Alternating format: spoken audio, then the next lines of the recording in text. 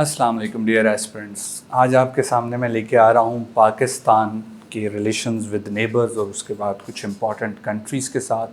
तो इस सीरीज़ में पहला जो लेक्चर है वो है पाकिस्तान ईरान रिलेशंस पे, और इसका मैंने बोर्ड पे कुछ वर्कआउट किया है जिसको मैं अभी एक्सप्लेन करूँगा, और फिर जब ये वर्कआउट मैं एक्सप्लेन कर लूँगा तो फिर इसके बाद हम आपको जो इसका करंट स्टेटस है उसकी तरफ भी बोर्ड पे कुछ वर्कआउट की तरफ लेके जाएंगे।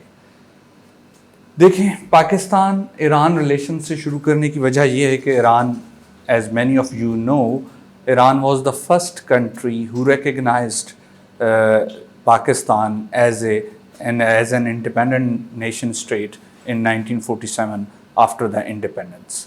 एंड ईरान के जो किंग थे, शहंशाह ईरान, वो पहले foreign head of the state थे जिन्होंने पाकिस्तान विज़िट किया, ऑफिशियल विज़िट किया। अब चलते हैं बोर्ड की तरफ। तो अगर हम फेजेस में डिवाइड करें तो 3 मेजर फेजेस बनते हैं। इसमें पहला फ़ेज़ है 1947 टू 1979। इस फेज़ को आप प्री रेवोल्यूशन फ़ेज़ भी कह सकते हैं, क्योंकि ईरान में 1979 में एक रेवोल्यूशन आया था। इसको इस्लामिक रेवोल्यूशन भी कहते हैं, इसको इरानियन रेवोल्यूशन भी कहते हैं। और इस रेवोल्यूशन के आने के बाद ईरान की डोमेस्टिक पॉलिटिक्स और ईरान की फॉरेन पॉलिसी बिल्कुल चेंज हो गई थी।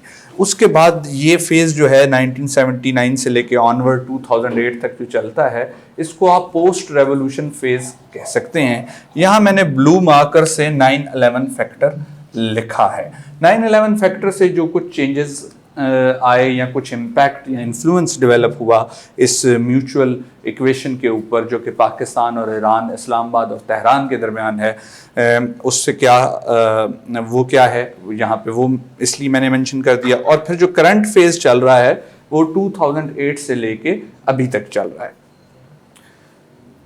एस्पिरेंट्स, मैं आपको एक बात बताता चलूँ, जब भी आपने पाकिस्तान का किसी स्टेट के साथ रिलेशन असेस करना है, एनालाइज करना है, या किसी भी 2 स्टेट्स के रिलेशनशिप को, म्यूचुअल बायलैटरल रिलेशनशिप को असेस करना है, एनालाइज करना है, उसे समझना है, तो आपको एक फार्मूला अप्लाई करना होगा। वो फार्मूला क्या है? MPES। अब M से बनता है मिलिट्री, P से बनता है पॉलिटिकल, E से बनता है इकोनॉमिक और S से बनता है सोशल। सोशल काफ़ी वास्ट टर्म है, उसमें मैं फर्दर एक्सप्लेन करूंगा। तो पहले मिलिट्री की तरफ हम चलते हैं। जब भी किसी 2 स्टेट्स के दरमियान, जैसा कि यहाँ पाकिस्तान और ईरान और ये नेबर्स भी हैं, की बात होती है, तो ये देखा जाता है कि क्या इन दोनों के दरमियान मिलिट्री टू मिलिट्री कोऑपरेशन है या नहीं है। अगर नहीं है तो उसका असर क्या है, और अगर है तो उसका फिर इम्पैक्ट क्या है। मिलिट्री में मैंने आगे एरो से एक आइडेंटिफिकेशन की है सिक्योरिटी की।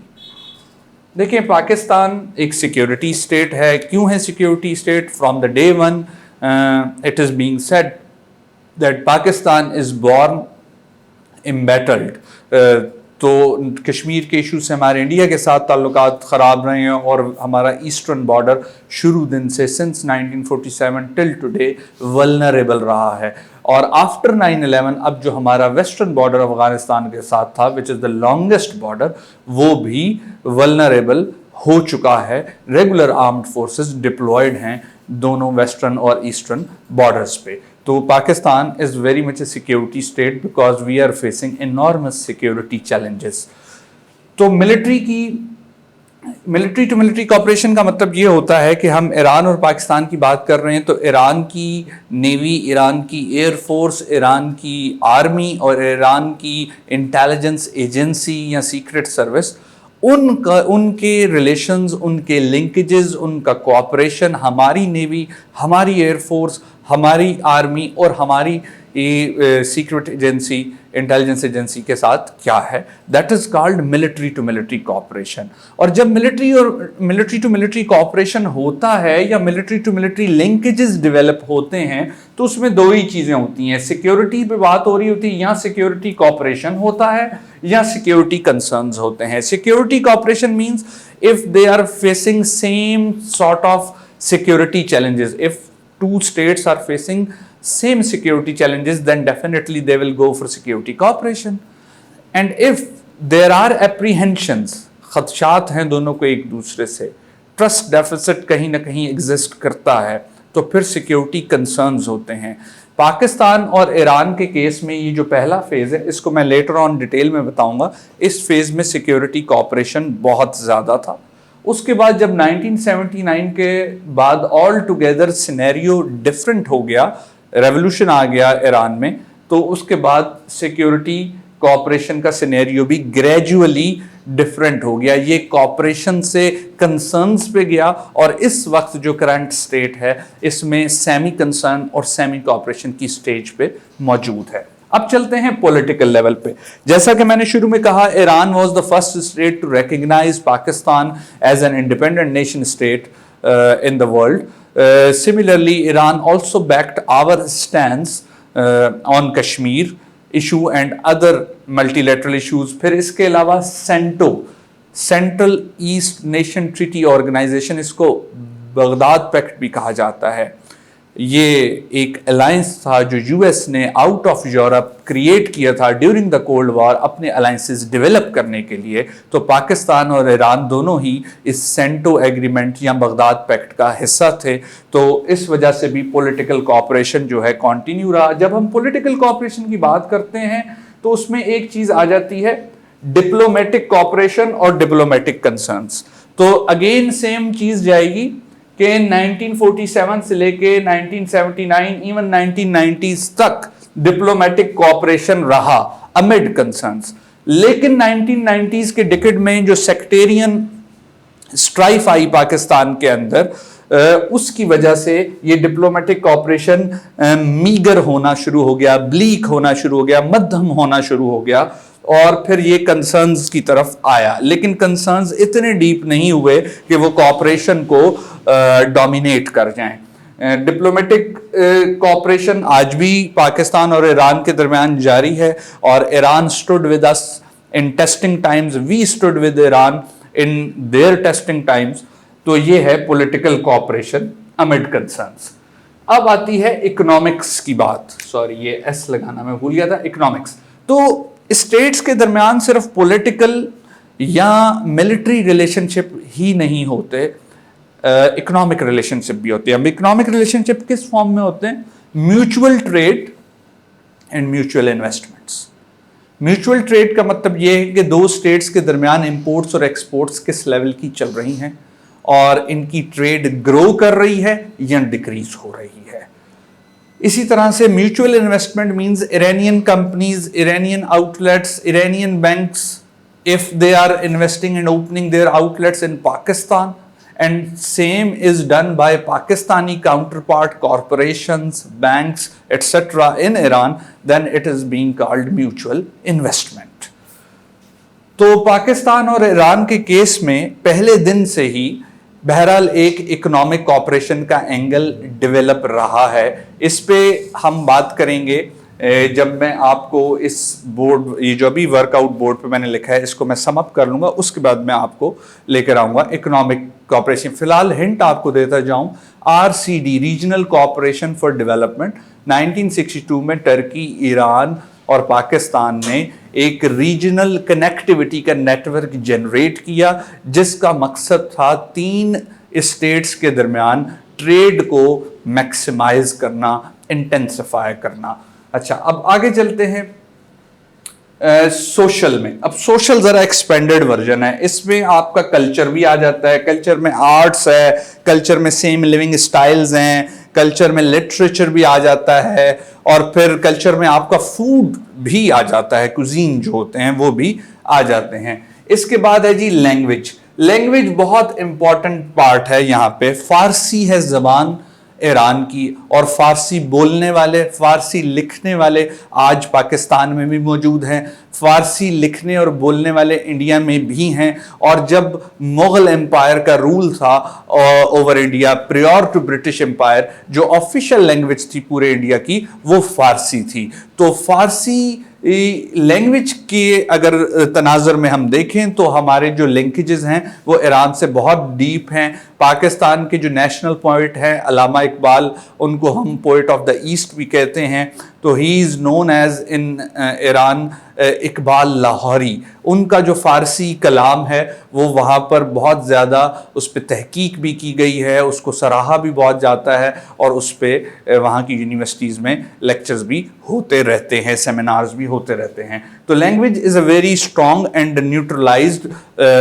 link between Iran and Pakistan, although it has not been utilized the way it should be. Ethnicity میں دیکھیں پاکستان اور ایران کا کیس جو ہے تھوڑا سا یونیک کیس ہے. یہاں پر دو قسم کی ایتھنیسٹیز آتی ہیں, ایک ہے لینگویج بیس پہ اور ایک ہے ریلیجن بیس پہ, اور ریلیجن میں فردر سیکٹ بیس پہ. پہلے ہم لینگویج بیس پہ آتے ہیں. جیسا کہ پاکستان کا آبادی کے لحاظ سے سب سے بڑا صوبہ ہے بلوچستان, اور بلوچستان وہ صوبہ ہے جہاں سے پاکستان اور ایران کا بارڈر. اچھا جی, اب اس میں بلوچستان کی اگر ہم بات کریں, یہ میں نے بلوچ یہاں پہ میں نے سرکل کر دیا.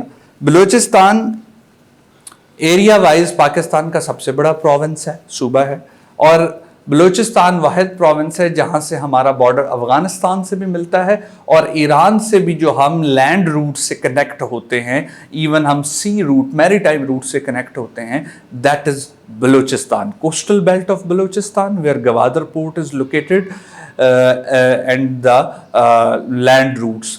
Taftan is the last point at Pakistan side, and when we cross the border and go to Iran, then Zahedan is the last point. اچھا, اب بلوچستان یہاں پہ ختم ہو جاتا ہے. جب ایران میں داخل ہوتے ہیں تو ایران میں بھی بلوچ پاپولیشن رہتی ہے, اور وہاں پہ ایک صوبہ ہے اس کا نام ہے سیستان, وہاں پر ایرانی بلوچ رہتے ہیں. اب ہماری اس طرف والے بلوچ جو ایرانی بارڈر کے ساتھ ایسوسیٹڈ ایریاز میں رہتے ہیں, اور اس طرف والے Baloch Sistan province of Iran میں رہتے ہیں, ان کو پاکستان اور ایران کی گورنمنٹس کافی عرصہ پہلے سسٹر پروونسز ڈکلیئر کر چکی ہوئی ہیں, بلوچستان اینڈ سیستان. تو وہاں یہاں پہ بھی بلوچ جو ہیں وہ سنی سیکٹ سے تعلق رکھتے ہیں, اور وہاں پہ بھی جو بلوچ ہیں وہ سنی سیکٹ سے تعلق رکھتے ہیں. اور جو ایڈجوائننگ ایریاز کے بلوچ ہیں انہیں ایز سچ کوئی ویزا ریکوائرمنٹ نہیں ہوتی, they can easily go to see their relatives across the border either in Pakistan or in Iran. دوسرا ہے ہمارے پاس ایتھنیسٹی میں ریلیجیس ایتھنیسٹی. سیکٹ میں پھر آگے فردر شیعہ کمیونٹی جو ہے, ایران میں میجورٹی جو پاپولیشن کی ہے وہ شیعہ کمیونٹی کی ہے, اور جب سے 1979 میں ایران میں ریولوشن آیا ہے وہاں پر اب ایک پولیٹیکل سسٹم اس طرح کا ہے جس کو تھیوکریسی کہا جاتا ہے پولیٹیکل سائنس کی زبان میں, یعنی وہ پولیٹیکل سسٹم جس میں مین ڈیسیجن میکنگ جو ہے وہ ریلیجیس اسکالرز اور لیڈرز کے پاس ہو, دیٹ از کالڈ تھیوکریسی. تو شیعہ ریلیجن جو ہے Iran is known as a hallmark of Shia perspective, Shia sect of Islam. اور پھر جو پاکستان میں رہنے والی شیعہ کمیونٹی ہے they have inspirations from Iran. تو اس لحاظ سے بھی یہ ہماری جو ایتھنیسٹی کا دوسرا لنک ہے یہ پہلے والے لنک سے بھی زیادہ ڈیپ ہے. And Shias are found in Pakistan in all corners of Pakistan. Shias are in Gilgit Baltistan, Punjab, KP, Sindh, Balochistan and even Azad Jammu and Kashmir. اب یہ جو ایتھنیسٹی والا معاملہ ہے نا, سم ٹائمز اس میں آئیڈیالوجی فیکٹر بھی آ جاتا ہے, بٹ میں جیسا کہ کہہ رہا ہوں some times, not all the time. تو سم ٹائمز جو آئیڈیالوجی فیکٹر اس میں آ جاتا ہے, اس فیکٹر میں یوٹیلائزیشن بھی ہو سکتی ہے اور انڈر یوٹیلائزیشن بھی ہو سکتی ہے.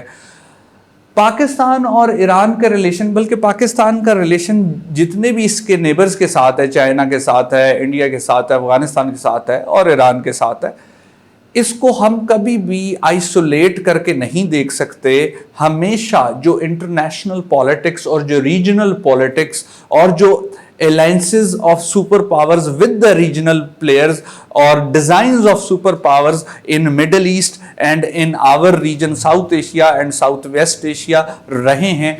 इन डेवलपमेंट्स ने हमेशा पाकिस्तान और ईरान के रिलेशंस को इन्फ्लुएंस किया है, और ना सिर्फ पाकिस्तान रिलेशन विद ईरान बल्कि Pakistan relation with Afghanistan, India और चाइना भी यही मामला रहा है। लेकिन हम चूँकि इस वक्त डिस्कस पाक ईरान रिलेशन कर रहे हैं तो हम पूरा फोकस इसी पे रखेंगे।